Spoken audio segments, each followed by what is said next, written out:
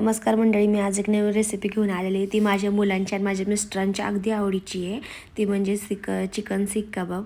तर ही रेसिपी तुम्हाला नक्कीच आवडेल. चला तर आपल्याला चिकन सीख कबाब करायसाठी काय काय लागते दाखवते. कोथिंबीर, 1 चमचा मीठ, जिरी, 1 चमचा ओवा, धनेपूड, लसूण, 1 इंच अद्रकचा तुकडा, मिरची, कांदे आणि रेड चिली फ्लेक्स घेणार आहे 1 चमचा.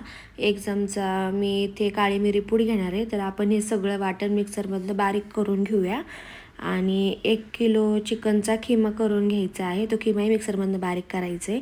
आणि चिकनचा खिमा आणि हा मसाला आपल्याला एकजीव करून मॅरिनेशनसाठी 1 तासभरासाठी तरी निदान फ्रीजरमध्ये ठेवलं तरी चालेल. वरती आपण जिथे बर्फ करतो तिथं मी झाकून ठेवते फ्रीजरमध्ये 1 तासभरासाठी. तर इथं माझं मॅरिनेशन तयार झालेलं आहे करून.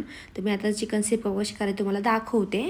तर मी इथं चिकन सीख कबाबसाठी इथं गोळा करून घेतलेला आहे चिकनचा आणि पेन्सिलला तेल लावून घेतले. माझ्याकडे स्टिक नव्हती म्हणून मी पेन्सिलच्या साहाय्याने तुम्हाला कबाब कसं बनवायचं अगदी सोप्या पद्धतीने ते दाखवते.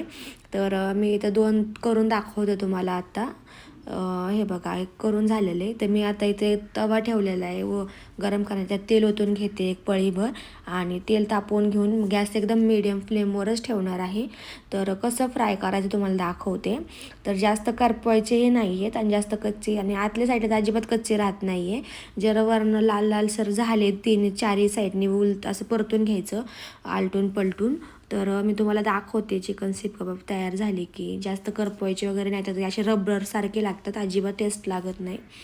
नॉर्मलीच आपले लालसर झाले की काढून घ्यायचे. तर तुम्हाला मी काढून दाखवते म्हणजे तयार झालेले आहेत तळून. तर मी ते काढून घेतलेले आहेत सीख कबाब. तर तुम्हाला मी प्लेटिंग करून दाखवते आणि कटही करून दाखवते की आतने किती सुंदर झालेले आहेत.